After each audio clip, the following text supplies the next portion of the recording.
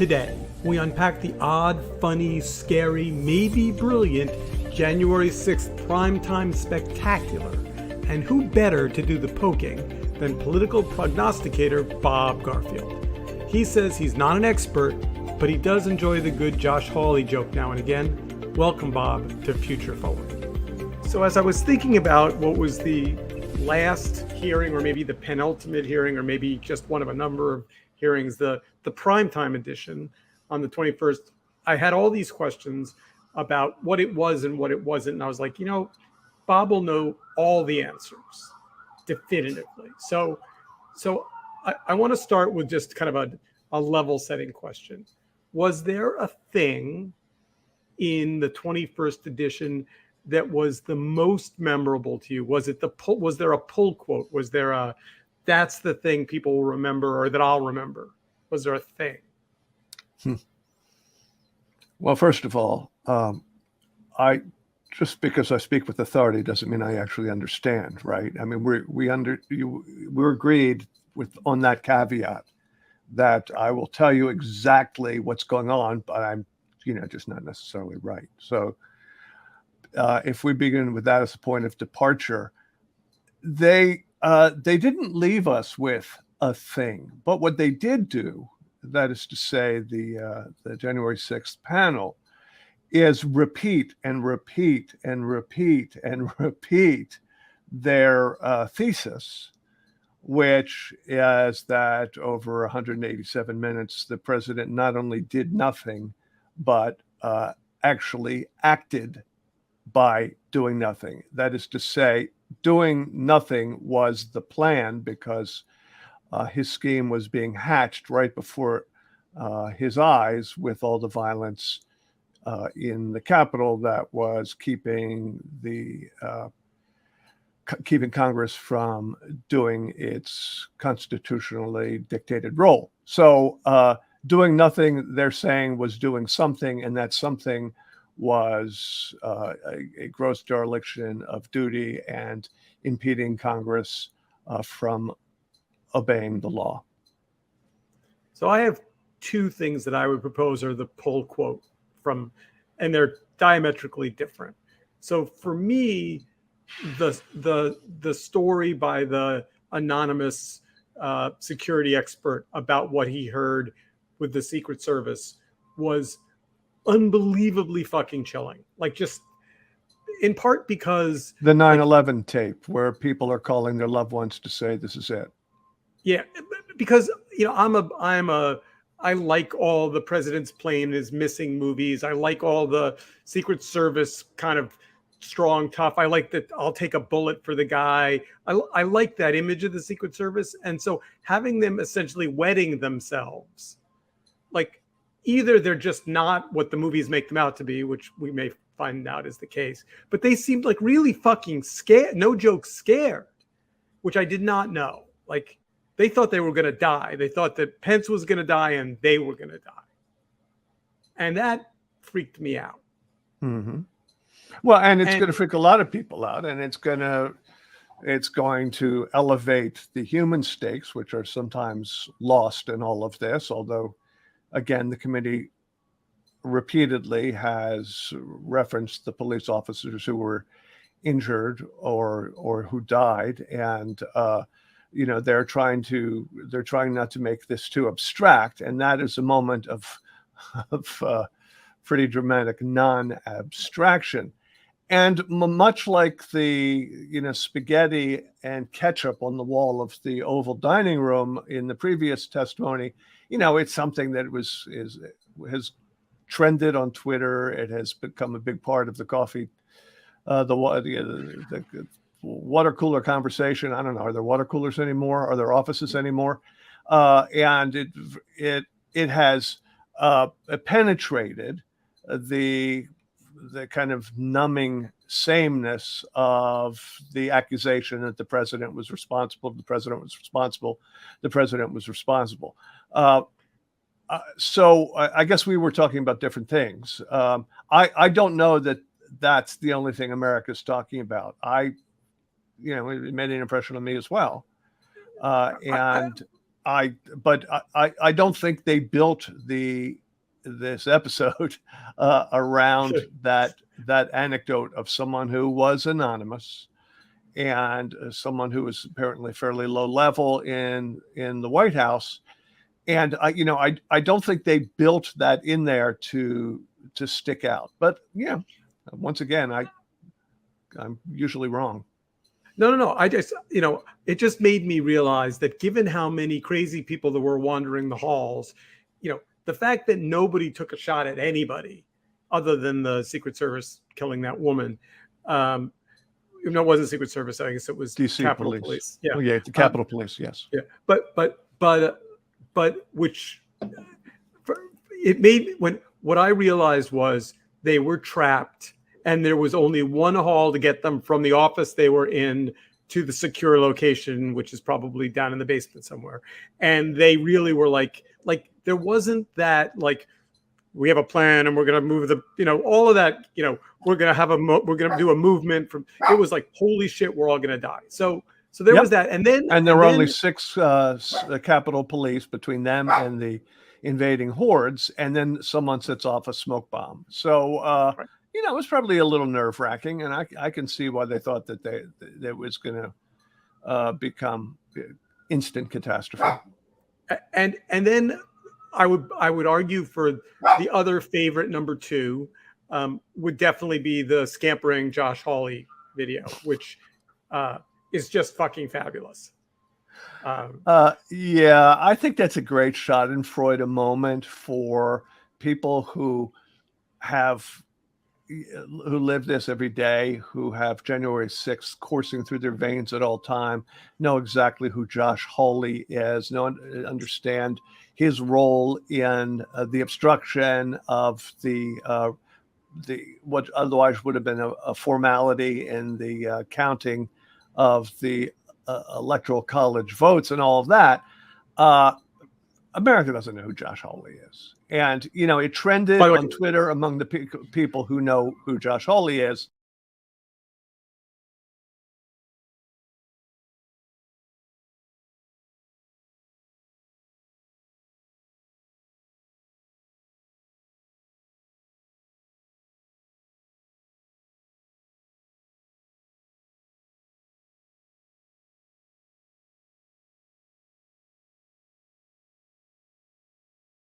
It was hilarious seeing this creep, running scared, but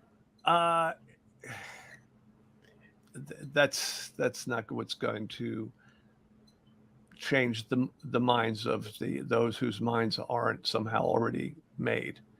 I don't think. So have you seen all the music videos that have been made? Of course. Yeah.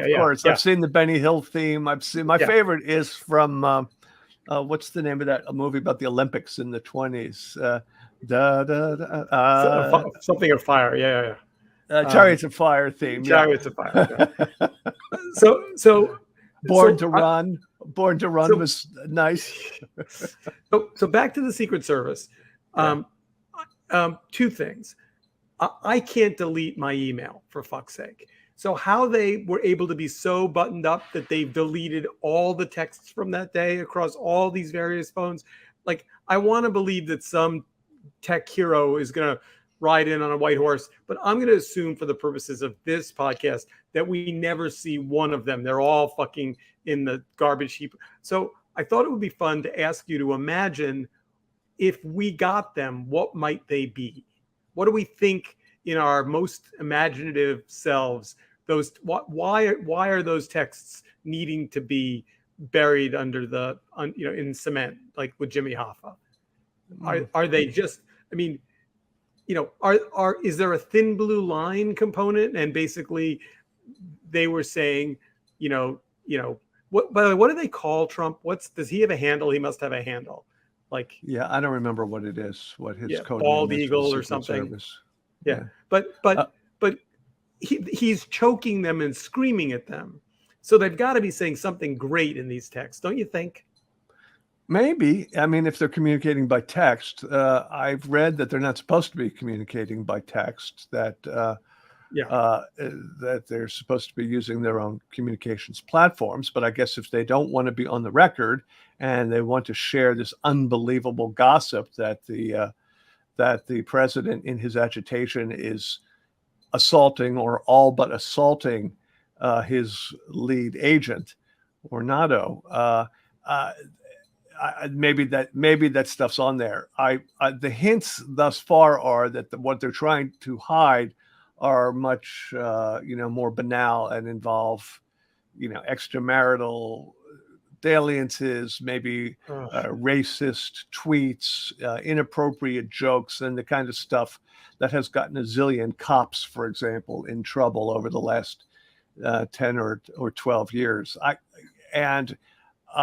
don't think I'm pretty much a good guy. I don't want anyone getting a hold of all my text traffic, and but sure, maybe. Look, there's a number of possibilities, right? I mean, if you want to let your imagination go, one is that you're going to find this sort of oath keeper, secret oath keeper enclave within the Secret Service, the Protection Service, or they're all 3%ers, or they're all some sort of fascist, and that they are part of the problem, not part of the protection. That could be. Another is that they're just generally MAGA, but my guess is if they ever uncover all this stuff, that it will be more mundane. There was that one news cycle in which the story was that Pence didn't want to leave the building because he didn't know who the driver was, and essentially the conspiracy theory of the moment, this was a couple of months ago, was essentially some of the Secret Service he thought that were not in his direct detail might be on the other side with the other guy, and they might drive him off into some location and release him into the crowd, and which that story kind of came and went.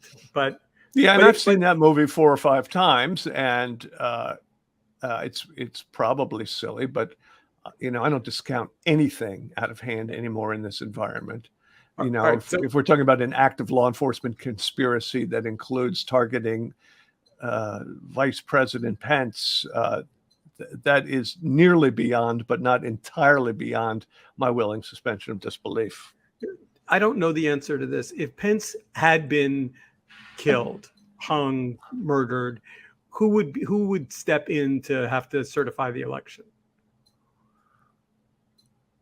I think it was Charles Grassley who had put himself forward for that role because it was his understanding that Pence wasn't even going to be in the Capitol that day. All right. So since in the that's Senator Charles Grassley. I think he's from Iowa, but he might be the senior Republican senator by longevity.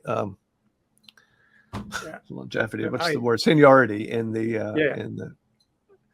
I'm built. So let's assume for a moment. Let's play this out. So Trump has his way. He says to the Secret Service, "I'm going to strangle you or throw ketchup at you unless you drive me to the Capitol." And they say, "You're the president." "Yes, sir." And they drive the motorcade up to the Capitol, and Trump gets out. What would he have?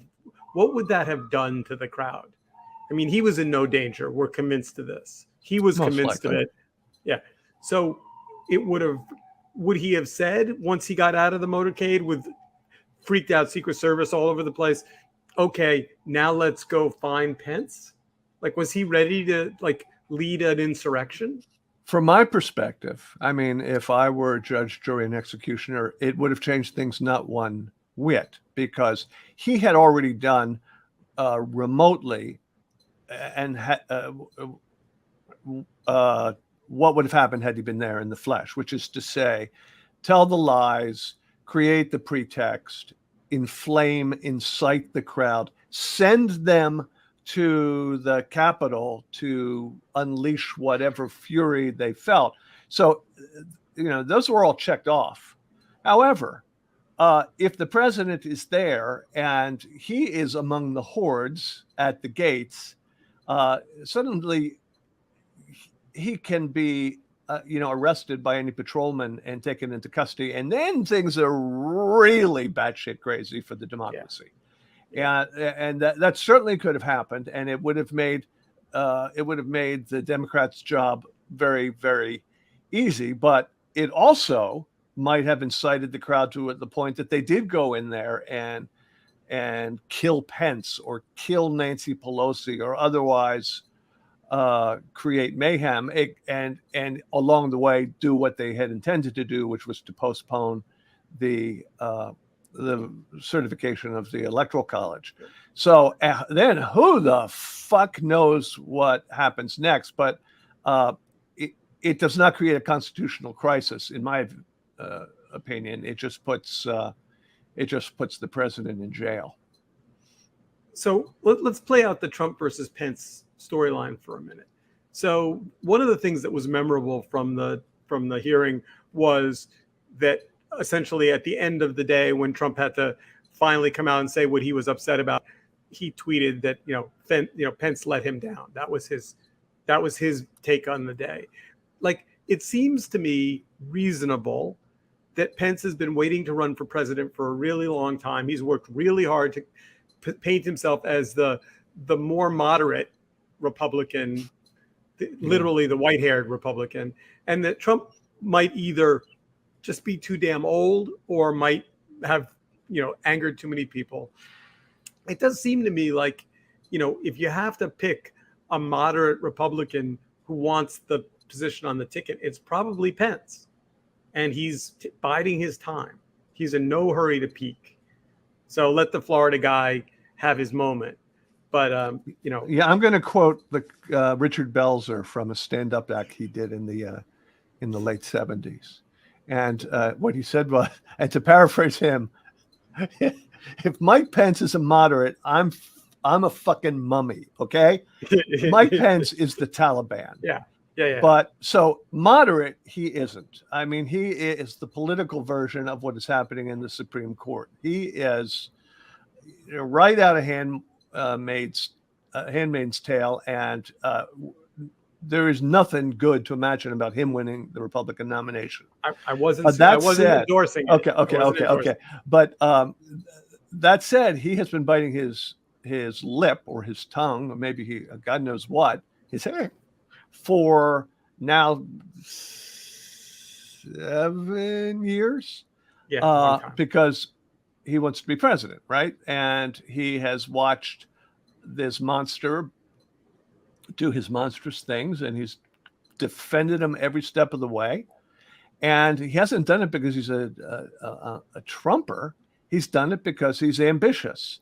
And I guarantee you that he hates Donald Trump more than any human being on earth. Who, after all, the guy did try to get him killed, right? Yeah. So there is no one he hates more, maybe possibly Barbra Streisand. But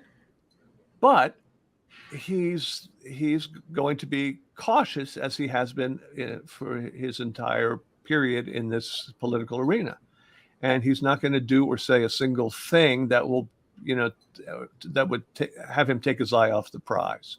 Should it ever become politically expedient for him to dump on Trump, and I don't see that happening, he will. But political expediency is what gets him out of bed in the morning. So my personal opinion. Yeah, no. I think that's a good take. I also liked at the very end. I liked two things. I like that montage of the Kevin McCarthy. I've had it with this guy to Trump, and then the Mitch McConnell. The Democrats are going to take care of that son of a bit. Like that whole medley of, in the days after, the 6th, when essentially Trump sat in the dining room and watched TV while these guys were all risking their lives. I mean, the anger that they expressed publicly, and these were speeches that were written in McConnell's case, I mean, was quite genuine. And the fact that they've been able to kind of walk that back, at least internally in their brain, I think is fascinating. But I thought the hearing's decision to kind fascinating and indicting to the ultimate degree. It just talk about political expediency. These guys have, put their chips in supporting Trump and denigrating the work of the committee and portraying it as some sort of, political witch hunt. And, they said everything that was true in the immediate aftermath, but that they discovered does not suit them because the party that they have created wants Democratic blood. And the truth is not going to help them. I also thought, I don't know how they got it, but I thought that the unseen footage of Trump rehearsing and then editing, quote, off the cuff, that video was fascinating. And I'd love to know the story of how that made its way into the committee's hands. I would love to as well. They've probably got all sorts of wonderful Easter eggs that have come in over the transom over the last 6 or 8 weeks, and that was because it's so revealing of Trump's mentality and his complicity and his everything. And there's nobody handling him. What's interesting is there's no press person, there's no script. It's essentially someone with a camera and him literally saying whatever the fuck he wants. No lawyer, nobody saying, ooh, you really probably have. I mean, they all tried, but he's just like such a force of nature, kind of, whatever comes after 800-pound gorilla, 1,200-pound gorilla, that they're like, turn on the camera and let Donald record whatever the fuck he wants. I'm glad you said 800-pound gorilla, because the image that came to mind was in the original King Kong, when they brought this beast to New York to display him, and they had him on stage and they had him chained down with this, heavy nautical link chain. And of course, he tore them from their moorings and went out and he got Fay Ray and he scaled the Empire State Building. But that's what it's like dealing with him. He can't be managed. You hope to nudge him. You hope that in the midst of a national emergency, unprecedented in the nearly 300-year history of the democracy, you don't need to call the chief of staff, to call Ivanka, his daughter, to try to get him to stop, the fucking insurrection. That's not how you hope to influence the commander in chief, but that's the world we lived in and still live in.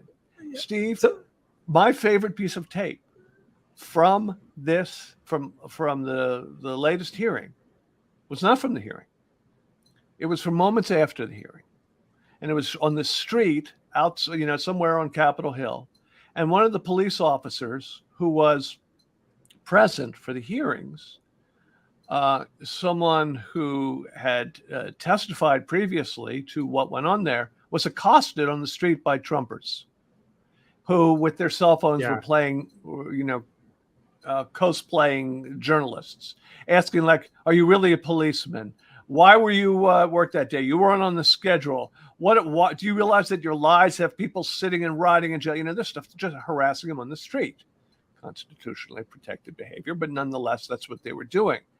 And what told me was we had just seen it all laid out in exquisite detail. And there is some percentage of the American public, by the way, a third, which is 100 million people, who have not been influenced one bit by the truth unfolding before their eyes. Well, not before their eyes, because Fox wasn't playing it. Well, touche. Let's talk about Fox for a minute, because here's the thing that puzzles me. So I Googled this morning Situation Room and found that picture of Trump with all the generals and everyone sitting around him when we were taking down, I don't remember exactly what the subject was, but there was a staged Situation Room picture of Trump from 2019. And then I was thinking of him in the dining room. By the way, the reason he was not in the Oval, but in the dining room, is because the Oval doesn't have a TV. So he's in the dining room because that's where the flat screen is. And presumably the US government has all kinds of feeds. They've got the Capitol feeds and they've got Homeland Security. They've got people on the ground. They've got all kinds of data about what's going on. And I don't know how they got kept out of his orbit, because all those people that would have been jammed in the Situation Room were somewhere, and Trump is watching Fox News, which not only has no cameras inside the Capitol, they have reporters outside, so he's not even getting. Not that he would care about the information, but he's not getting it. Like, how did Homeland Security and the Defense Department and the FBI and Secret Service and how did all those institutions essentially not do anything for 3 hours? Or for that matter, Matthew Pottinger, the guy who testified yesterday, who was the Deputy National Security Advisor and who was in the White House that day. He is the president's eyes and ears a matter of national security and I guess domestic security too in a case like this. And he didn't get the president down to the Situation Room. He wasn't, he didn't have the authority, I guess, to convene the Joint Chiefs and Homeland Security and the Justice Department and all of the other interested parties. But wouldn't someone have had to say, hey, we're going to call the Joint Chiefs, and then Trump would have had to have said, stand, there has to have been an interaction. These are all guys whose phones are going nuts, right? All their top secret communications channels are going nuts. And they're like, I guess we stay home and feed the dog. I just don't understand. There's also a question that crossed my mind, which is, yes, all the action was taking place down at the Capitol, but what is that, a mile down Pennsylvania Avenue from the White House? I'd like to know why the Secret Service didn't secret the president, according to their ordinary protocols, to a secure location where he couldn't have been threatened by the mob. Yeah. The fact that he wasn't, is itself evidence that he was the cause of the mob, not the target of the mob. All right, we've got 5 more minutes, and I would be remiss if I didn't open up this can of worms. And I'm just going to say a name, and then I'm just going to let you go. Merrick Garland.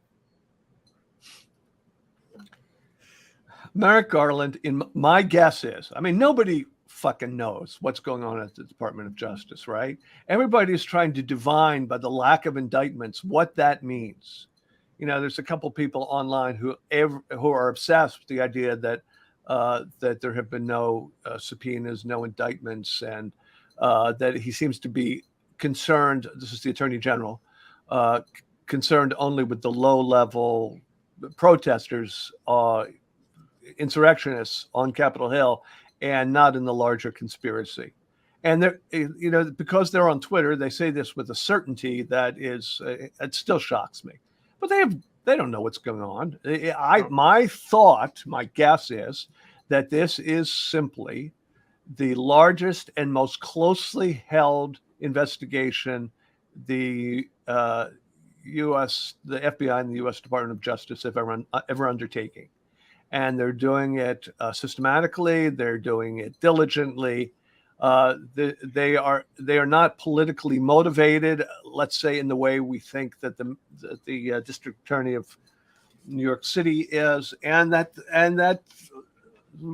there are other shoes to drop. And so, I don't think that Merrick Garland is asleep at the switch or derelict in his duty. There's plenty of shit going on, and we may not see it until after the midterms, either because they don't have a case yet or because they're going to heed long-standing Justice Department policy not to create the appearance of politicization of the department in an election period. But for either reason, there's more to come. And I think it will be an indictment of a lot of people, including President Trump's inner circle. And my guess is Trump eventually will be indicted himself. We'll see. Well, from your lips to God's ears, I will only say that it seems to me that Trump is holding the Trump card here, if you will, which is that at any point between now and November, all he has to do is say, I'm declaring that I'm running. And that seems likely. Whether he runs or not is another matter, but it gives him enormous power over the news cycle in September, October, and I think ties Merrick Garland's hands for a bit. And, are you really going to indict a candidate? Blah, blah, blah, blah, blah. Which, yeah, well, I mean, that's probably Trump's scheme. I mean, it's a win-win for him to declare he's running. One, he'll raise a ton of money. And leave us not forget, as early established by the committee, but sort of ignored for the last couple, 3 hearings, is the fact that this is not just an attack against our democracy. It is also a money-making scheme for Trump. And for him, if he decides to run for president, he will be awash in another hundreds of millions of dollars. He thinks it will buy him protection from indictment. But while there is longstanding Justice Department policy about not seeming to interfere in an election, it is not absolute. And it can't just be, it's not like he has a get out of indictment card, the former president. He declares for office and he's suddenly immune from any further investigation. No, it's speculated upon, and it may well be a big part of his strategy, but declaring yourself a president doesn't create immunity or impunity. Bob, thank you. I knew as I was watching that you were watching with the intellectual version of a sharp pencil, and I wanted to make sure that we had a chance to have this conversation. So much appreciated, and I'm sure there will be another round in September, and maybe another one in October. I just want to end with this one footnote, Steve. I don't think there's anyone in more despair about the democracy and what America has become, about the theo-fascist state that is evolving around us in the judiciary and in the coming Congress, dominated by MAGA Republicans whose politics are all built on a series of lies. I'm devastated. I'm frightened. I'm angry. I can't even express my rage. But as to this one point about the work of the committee and of the Department of Justice, I do retain some degree of guarded optimism. Maybe it's misplaced. But that's all I have to hold on to. I'm clinging to it for dear life. I'm titling this podcast episode "Guarded Optimism." Okay. Talk to you soon.